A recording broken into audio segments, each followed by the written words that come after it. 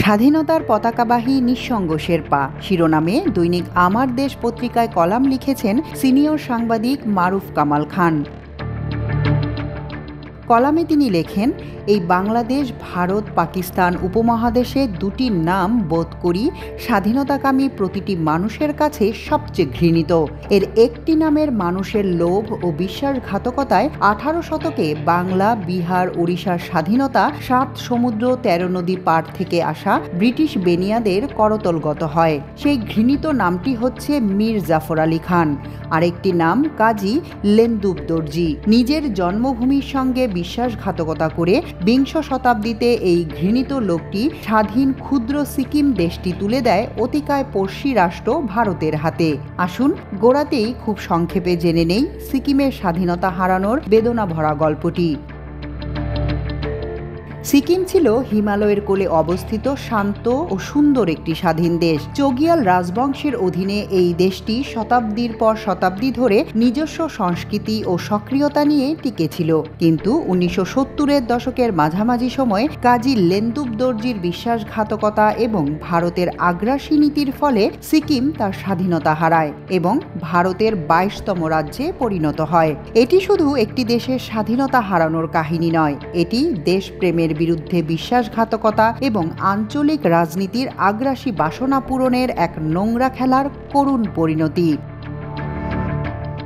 কাজী লেন্দুব দর্জি ছিলেন সিকিমের একজন প্রভাবশালী রাজনৈতিক নেতা। প্রাথমিকভাবে তিনি চোগিয়ালদের বিরুদ্ধে একটি গণতান্ত্রিক আন্দোলন গড়ে তোলার চেষ্টা করেন, কিন্তু তার উচ্চাকাঙ্ক্ষা এবং ভারতের মদতপুষ্টতা তাকে দেশদ্রোহীর পথে ঠেলে দেয়। ভারতের গোয়েন্দা সংস্থা রিসার্চ অ্যান্ড অ্যানালাইসিস উইং লেন্দুব দর্জির সঙ্গে যোগাযোগ স্থাপন এবং তাকে সিকিমের চোগিয়াল শাসন উৎখাত করে ভারতে যোগ দেওয়ার জন্য প্ররোচিত করে। লেন্দুব দর্জিকে ক্ষমতা এবং প্রতিপত্তির লোভ দেখানো হয়, যার কাছে তিনি সহজেই বিক্রি হয়ে যান। 1970-এর দশকের শুরু থেকেই সিকিমে রাজনৈতিক অস্থিরতা বাড়তে থাকে। লেন্দুব দর্জির নেতৃত্বাধীন সিকিম ন্যাশনাল কংগ্রেস চোগিয়াল রাজ্যের বিরুদ্ধে বিভিন্ন অভিযোগ উত্থাপন এবং আন্দোলন শুরু করে। সেই আন্দোলনকে ভারত সরকার প্রত্যক্ষ ও পরোক্ষভাবে সমর্থন যোগায়। 1974 সালে সিকিমে যে সাধারণ নির্বাচন অনুষ্ঠিত হয় তাতে লেন্দুব দর্জির দল সংখ্যাগরিষ্ঠতা অর্জন করে এবং লেন্দুব প্রধানমন্ত্রী হন। এ সময়ই ভারতের হস্তক্ষেপ আরও প্রকট হয়ে ওঠে।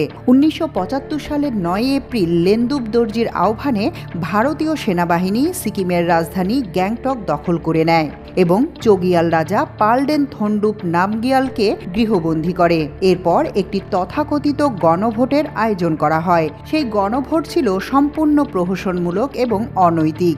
ভারতীয় সেনাবাহিনীর উপস্থিতিতে এবং ব্যাপক কারচুপির মাধ্যমে গণভোটের ফলাফল ভারতের পক্ষে নিয়ে আসা হয়, যেখানে দেখানো হয় যে সিকিমের জনগণ ভারতে যোগ দিতে ইচ্ছুক। এই গণভোটের বৈধতা নিয়ে আন্তর্জাতিক মহলেও প্রশ্ন ওঠে, কিন্তু ভারত সরকার তা উপেক্ষা করে। 14 এপ্রিল 1975 সালে ভারতীয় পার্লামেন্টে একটি বিল পাশ করে সিকিমকে ভারতের 22তম রাজ্যে পরিণত করা হয়। লেন্দুব দর্জি, যার বিশ্বাসঘাতকতার ফলেই সিকিম তার স্বাধীনতা হারিয়েছিল, ভারতের অনুগ্রহে সিকিমের প্রধান মুখ্যমন্ত্রী হন তিনি। সিকিমের ভারতের অন্তর্ভুক্তির ফলে এই অঞ্চলের ভূ রাজনৈতিক ভারসাম্যে ব্যাপক পরিবর্তন আসে। সিকিম তার স্বতন্ত্র পরিচয় হারায় এবং ভারতীয় শাসনের অধীনে চলে যায়। এ ঘটনা সিকিমের জনগণের মনে গভীর ক্ষোভ ও হতাশার সৃষ্টি করে, যা আজও সম্পূর্ণরূপে প্রশমিত হয়নি। লেন্দুব দর্জির নাম সিকিমের ইতিহাসে একজন বিশ্বাসঘাতক হিসেবেই চিহ্নিত হয়ে আছে, যিনি ক্ষমতার লোভে নিজের দেশকে বিক্রি করে দিয়েছিলেন। এ ঘটনা শুধু সিকিমের জন্য নয়, সমগ্র দক্ষিণ এশিয়ার ছোট দেশগুলোর জন্য একটি সতর্কবার্তা। এটি দেখিয়ে দেয় যে কিভাবে বৃহত্তর শক্তিগুলো ছোট দেশগুলোর অভ্যন্তরীণ রাজনীতিতে হস্তক্ষেপ করে এবং তাদের সার্বভৌমত্ব লঙ্ঘন করে। সিকিমের পতনকে আজও ইতিহাসের এক কালো অধ্যায় হিসেবে স্মরণ করা হয়, যা লেন্দুব দর্জির বিশ্বাসঘাতকতা এবং ভারতের আগ্রাসী নীতির ফল। ভারতের গোয়েন্দা সংস্থা রয়ের সাবেক পরিচালক অশোক রায়না তার বই inside story of Indian secret সার্ভিসে উল্লেখ করেছেন, ভারত 1971 সালেই সিকিম দখলের পরিকল্পনা করেছিল। এই লক্ষ্যে সিকিমে আন্দোলন, হত্যা ও রাজনৈতিক অস্থিরতা সৃষ্টি করা হয়। স্বাধীনতা হারানোর আগে সিকিম জাতিসংঘের সদস্য পদভুক্তির প্রস্তুতি নিচ্ছিল। তবে ভারতের হস্তক্ষেপে সিকিম জাতিসংঘের সদস্য পদ পায়নি। ভারতের সিকিম অধিকার করার আগে বা পরে জাতিসংঘ সরাসরি কোনো পদক্ষেপই নেয়নি। সিকিম ঐতিহাসিকভাবে চীনের তিব্বতের সঙ্গে সাংস্কৃতিক ও ভৌগোলিকভাবে ঘনিষ্ঠ ছিল। সিকিম ভারতের অংশ হওয়ার পর চীন প্রথম দিকে এর বিরোধিতা করে। তারা এটিকে অবৈধ এবং আগ্রাসন হিসেবে আখ্যায়িত করে। চীন দীর্ঘকাল সিকিমকে ভারতের অবিচ্ছেদ্য অংশ হিসেবে স্বীকৃতি দেয়নি। তবে একবিংশ শতাব্দীর শুরুতে, বিশেষ করে 2003 সালে ভারতের তৎকালীন প্রধানমন্ত্রী অটল বিহারী বাজপেয়ীর চীন সফরের সময় উভয় দেশ একে অপরের সীমান্ত সংক্রান্ত সংবেদনশীলতা নিয়ে আলোচনা করে। 2005 সালে চীন আনুষ্ঠানিকভাবে সিকিমকে ভারতের অংশ হিসেবে স্বীকৃতি দেয়, যদিও এর পেছনের কারণ ছিল উভয় দেশের মধ্যে সীমান্ত, বাণিজ্য ও অন্যান্য ভূ-রাজনৈতিক বিষয় নিয়ে সমঝোতা। সিকিম ইস্যুতে অন্যান্য পরাশক্তি যেমন যুক্তরাষ্ট্র, যুক্তরাজ্য, ফ্রান্স এবং রাশিয়াও নিষ্ক্রিয় ভূমিকা পালন করেছে। তারা কেউই ভারতের বিরুদ্ধে সরাসরি অবস্থান নেয়নি বা সিকিমের স্বাধীনতা রক্ষার জন্য জোরালো কোনো আন্তর্জাতিক চাপ সৃষ্টি করেনি। লেনদুপ দর্জি সিকিমের মুখ্যমন্ত্রী পদে 1979 সাল পর্যন্ত বহাল ছিলেন। সিকিমের ভারত ভুক্তির পর তার দলের প্রতি জনগণের ঘৃণা এতটাই প্রবল হয় যে 1979 সালের নির্বাচনে তার দল কোনো আসনই পায়নি। এমনকি ভোটার তালিকায় তার নিজের নামটাও ছিল না। জীবনের শেষ পর্যায়ে তিনি নিঃসঙ্গ ও অপমানিত জীবনযাপন করেন। একসময় ভারতের প্রধানমন্ত্রী জওহরলাল নেহেরু ও ইন্দিরা গান্ধী তাকে সাদরে অভ্যর্থনা জানালেও কাজ ফুরালে কাজীকে ডাস্টবিনে নিক্ষেপ করা হয় বলে তিনি নিজেই একটি সাক্ষাৎকারে মন্তব্য করেন। কয়েক বছর ধরে যকৃতের রোগে ভোগার পর 2007 সালের 28 জুলাই 102 বছর বয়সে পশ্চিমবঙ্গের কালিম্পংয়ে নিজ গৃহে হৃদযন্ত্রের ক্রিয়া বন্ধ হয়ে মারা যান লেনদুপ দর্জি। তার মৃত্যুর পর সিকিমের মানুষ তার প্রতি সহানুভূতির বদলে ঘৃণা প্রকাশ করেছিল। ইতিহাসের পাতা থেকে এখন বর্তমানে এবং নিজের দেশে ফিরে আসি। হাসিনার আওয়ামী ফ্যাসিবাদী রেজিমের করাল গ্রাসে এক দশক প্রকাশনা বন্ধ ছিল দৈনিক আমার দেশ পত্রিকার। ওই রেজিম পতনের পর নতুন করে প্রকাশনা শুরু করে আমার দেশ। 2024 সালের 22 ডিসেম্বর পুনঃপ্রকাশিত আমার দেশের প্রধান সংবাদটির শিরোনাম ছিল দিল্লিকে ঢাকা অ্যাটাক করতে বলেছিলেন শেখ হাসিনা। খবরটিতে জানানো হয়েছিল ক্ষমতায় থাকার শেষ চেষ্টা হিসেবে ভারতে পালানোর আগে শেখ হাসিনা 5 আগস্ট সকালে সে দেশের জাতীয় নিরাপত্তা উপদেষ্টা অজিত দোভালকে ফোন করে ঢাকার উপর দিল্লির হস্তক্ষেপ চেয়েছিলেন।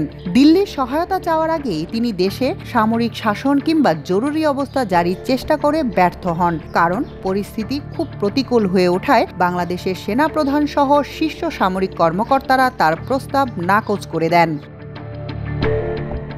আমার দেশ অনুসন্ধান চালিয়ে আরও জানতে পেরেছিল ভারতের নিরাপত্তা উপদেষ্টা অজিত দোভালের সঙ্গে শেখ হাসিনার অন্তত 2 বার কথা হয়।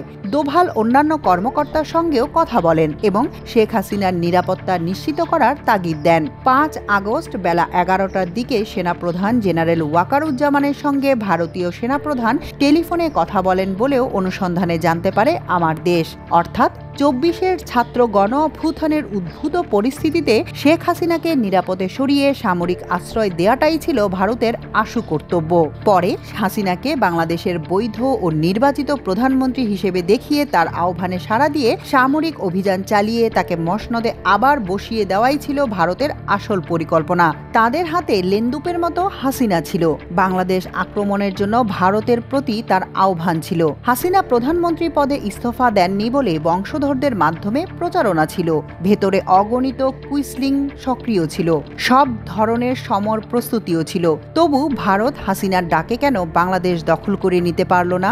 এক্ষেত্রে সুউচ্চ অটল হিমালয় পর্বতের মতো বাধার প্রাচীর হয়ে দাঁড়িয়েছিল একটি নাম, মোহাম্মদ ইউনূস। সারা দুনিয়ায় বিপুলভাবে নন্দিত ও প্রভাবশালী নোবেল বিজয়ী অধ্যাপক ডক্টর মোহাম্মদ ইউনূস। 2024 সালে ছাত্র গণ অভ্যুত্থানে হাসিনার ফ্যাসিস্ট রেজিমের পতন হয়, কিন্তু হাসিনার পালানোর পর ডক্টর ইউনূস বাংলাদেশ সরকারের নেতৃত্ব নেবেন, তখন এটা প্রধানমন্ত্রী নরেন্দ্র মোদীর ভারত কল্পনাও করেনি। সে সময় বাংলাদেশে ভারতের পরিকল্পনা বাস্তবায়নের অংশ হিসেবে যারা সক্রিয় ছিলেন তারাও ইউনূসের বিরোধিতা করে ব্যর্থ হন। আর তাই বাংলাদেশ দখল করতে ভারতের প্রতি হাসিনার আহ্বান সত্ত্বেও শুধু আন্তর্জাতিক পরিমণ্ডলে ইউনূসের প্রভাবের কারণে ভারত তা করার সাহস পায়নি। 2024 সালের বাংলাদেশের ছাত্র গণ অভ্যুত্থান ও তৎকালীন রাজনৈতিক পরিবর্তন এমনই এক অধ্যায় যেখানে ইতিহাসের কেন্দ্রবিন্দুতে উঠে আসেন নোবেল বিজয়ী ডক্টর মোহাম্মদ ইউনূস। তার নেতৃত্বে বাংলাদেশের পুনর্জাগরণ শুধু দেশের অভ্যন্তরই নয়, আন্তর্জাতিক পরিমণ্ডলেও আলোড়ন তোলে এবং দক্ষিণ এশিয়ার ভূরাজনৈতিক ভারসাম্যে একটি গুরুত্বপূর্ণ পরিবর্তন এনে দেয়।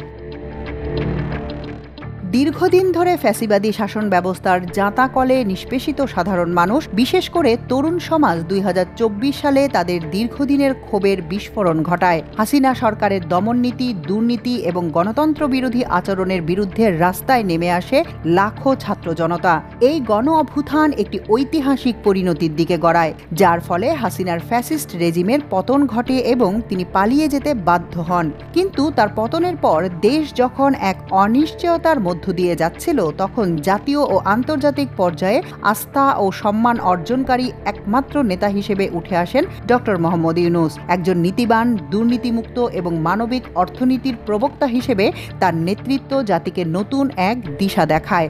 ইউনূসের হাতে দেশের নেতৃত্ব যাওয়া ছিল ভারতের বর্তমান নেতৃত্বের জন্য বড় এক ধাক্কা, কারণ তারা ধরে নিয়েছিল হাসিনার শাসনের অবসান হলেও বাংলাদেশের ভবিষ্যৎ নিয়ন্ত্রণ তারা সহজেই ধরে রাখতে পারবে।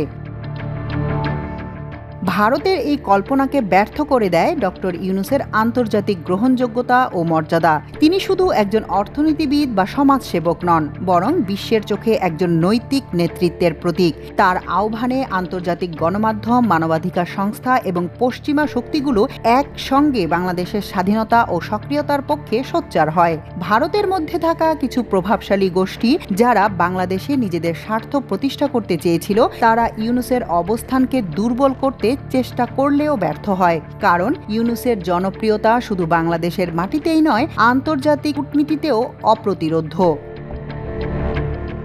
হাসিনাকে শিখণ্ডী হিসেবে বসিয়ে রেখে বাংলাদেশে পরোক্ষভাবে দীর্ঘদিন নিয়ন্ত্রণ বজায় রেখেছিল ভারত। সেই অধীনতামূলক মিত্রতার সম্পর্কের জের ধরে এদেশের প্রতিরক্ষা ব্যবস্থা, প্রশাসন, রাজনীতি, আইন প্রয়োগকারী সংস্থা, বিচার অঙ্গন, মিডিয়া এবং বুদ্ধিভিত্তিক ও সাংস্কৃতিক অঙ্গন থেকে শুরু করে প্রতিটি ক্ষেত্রে রন্ধে রন্ধে ঢুকে বসে আছে ভারতীয় পরিকল্পনা বাস্তবায়নকারীরা। আমরা জাতীয় স্বাধীনতা ও রাষ্ট্রীয় সার্বভৌমত্ব অক্ষুণ্ণ রাখতে সশস্ত্র বাহিনী পুষি।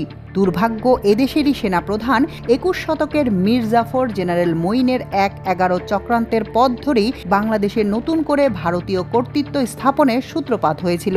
এই অবস্থায় সুযোগ্য টিমের আকালে ক্লিষ্ট ডক্টর ইউনূস রাষ্ট্র পরিচালনা ও পুনর্গঠনে কতটা সফল হবেন তা নিয়ে আমার নিজেরও সংশয় আছে। তবে লেনদুপের অপচেষ্টা, অতিকায় প্রতিবেশীর পরিকল্পনা, ধুমুর্ধার অপ্রচারণা এবং ব্যাপক অন্তঘাতমূলক নাশকতা ও বিশৃঙ্খলার মধ্যেও এই মানুষটি বাংলাদেশের স্বাধীনতা ও সার্বভৌমত্বের পতাকা উড্ডীন রেখেছেন।